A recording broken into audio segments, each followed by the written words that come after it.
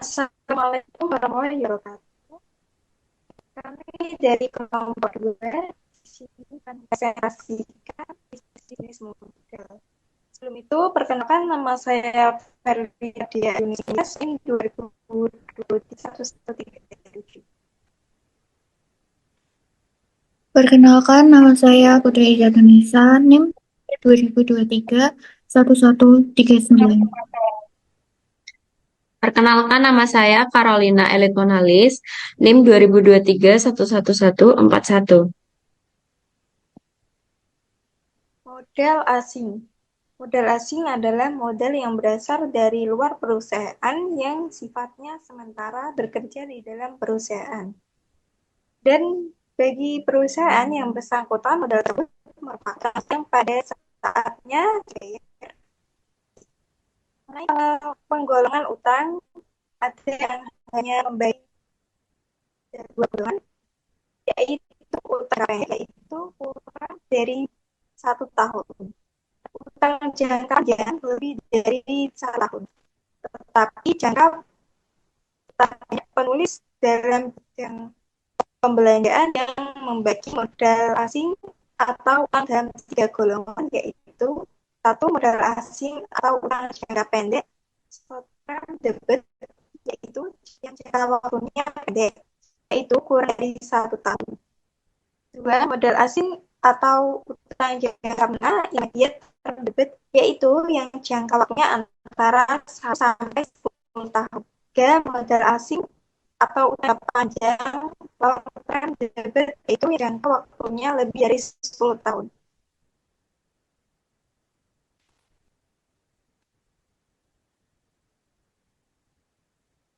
Jenis modal asing utang atau kredit jangka pendek. 1. Rekening koran. Rekening koran adalah yang diberikan oleh bank dengan batas waktu tertentu di mana perusahaan kebalikannya ada sekalian sebagian demi sesuai dengan kebutuhannya dan yang dibayarnya jumlah yang telah diambil saja, meskipun sebenarnya perusahaan meminjam lebih dari jumlah tersebut. Kredit penjual. Kredit penjual merupakan kredit dan kredit ini jadi apabila penjual produk dilakukan dengan kredit.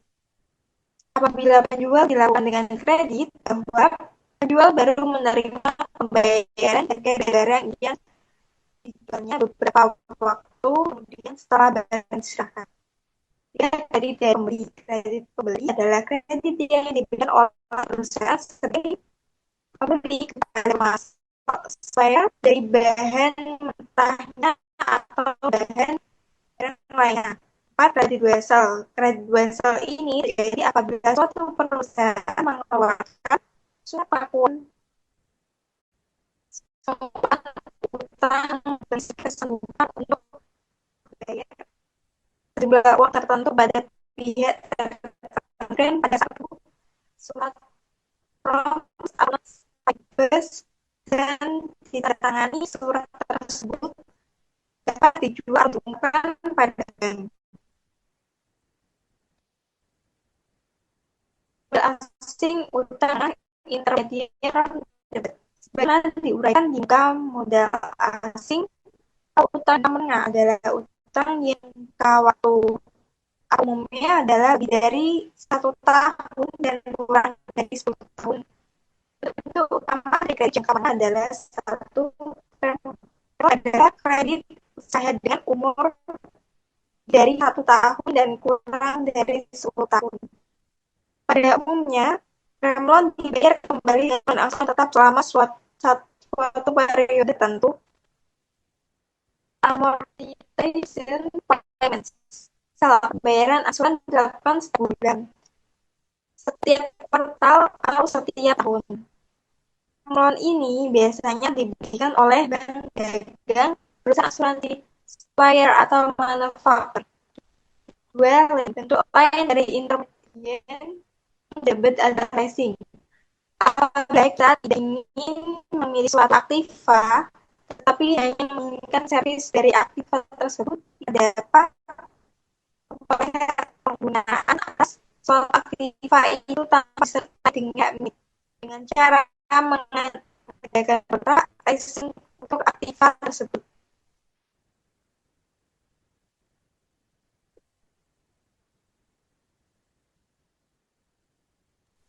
Modal asing atau utang jangka panjang long-term debt. Utang jangka panjang ini umumnya digunakan untuk membelanjai perluasan perusahaan, ekspansi, atau modernisasi dari perusahaan. Karena kebutuhan modal untuk keperluan tersebut meliputi jumlah yang besar. Adapun jenis atau bentuk-bentuk utama dari utang jangka panjang antara lain, 1. Pinjaman obligasi, 2. Pinjaman hipotek.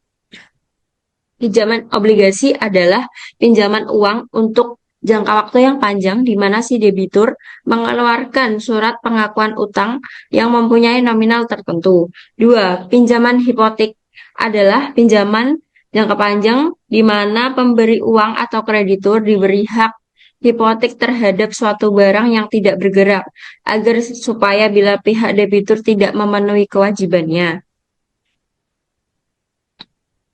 Modal sendiri, pada dasarnya, modal sendiri adalah modal yang berasal dari pemilik perusahaan dan yang tertanam di dalam perusahaan untuk waktu yang tidak tertentu lamanya. Oleh karena itu, modal sendiri ditinjau dari sudut likuiditas, merupakan dana jangka panjang yang tidak tertentu waktunya. Modal sendiri selain berasal dari luar perusahaan, dapat juga berasal dari dalam perusahaan itu sendiri, yaitu modal yang dihasilkan atau dibentuk sendiri di dalam perusahaan. Modal sendiri di dalam suatu perusahaan yang berbentuk perseroan terbatas PT terdiri dari 1. Modal saham, 2. Cadangan, 3. Keuntungan. Modal saham. Modal saham adalah suatu tanda bukti pengambilan bagian atau peserta dalam suatu PT. Bagi perusahaan yang bersangkutan yang diterima dari hasil penjualan sahamnya akan tertanam di dalam perusahaan tersebut selama hidupnya. Meskipun bagi pemegang saham sendiri itu bukanlah merupakan penanaman yang permanen, karena setiap waktu pemegang saham dapat menjual sahamnya. Adapun jenis-jenis dari saham adalah sebagai berikut. A. Saham biasa, common stock. B. Saham preferred stock. C. Saham kumulatif preferred stock.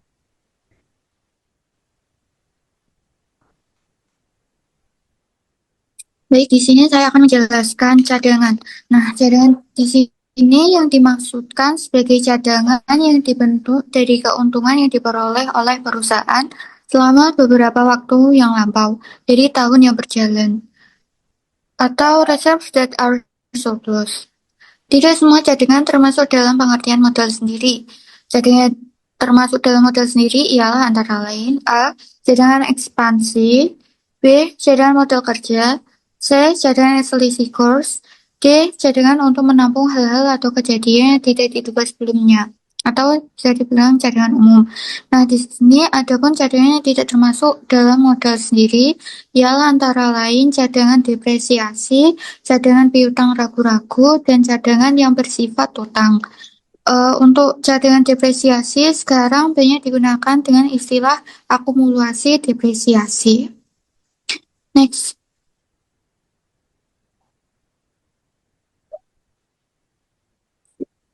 Laba ditahan. Nah, keuntungan yang diperoleh oleh suatu perusahaan dapat sebagian dibayarkan sebagai dividen dan sebagian ditahan oleh perusahaan. Apabila penahanan keuntungan tersebut sudah dengan tujuan tertentu, maka dibentuklah cadangan sebagaimana diuraikan di atas. Apabila perusahaan belum mempunyai tujuan tertentu mengenai penggunaan keuntungan tersebut, maka keuntungan tersebut merupakan keuntungan yang ditahan atau retained earning. Nah, di dalam neraca, sering cadangan dan laba ditahan dijadikan satu dalam pos retained earning atau pos sisa-sisa laba. Adanya keuntungan akan memperbesar retained earning, yang ini berarti akan memperbesar modal sendiri. Sebaliknya, adanya kerugian yang diderita akan memperkecil retained earning, yang ini berarti akan memperkecil modal sendiri. Dengan kata lain, dapatlah dikatakan bahwa adanya saldo laba akan memperbesar modal sendiri dan adanya saldo kerugian akan memperkecil modal sendiri. Kesimpulannya, nah, modal dalam perusahaan dapat dikategorikan menjadi dua jenis, yaitu modal asing atau utang, dan modal sendiri. Nah, modal asing ini berasal dari perusahaan dan harus dikembalikan pada waktunya. Modal ini dibagi menjadi tiga berdasarkan jangka waktunya, yaitu jangka pendek, jangka menengah, jangka panjang. Contohnya yaitu seperti kredit, wesel, term loan, leasing, dan obligasi. Lalu ada modal sendiri. Modal sendiri yaitu berasal dari pemilik perusahaan dan tidak ada batas waktu pengembaliannya. Dapat bersumber dari luar atau dalam perusahaan sendiri, seperti keuntungan yang dihasilkan. Terima kasih.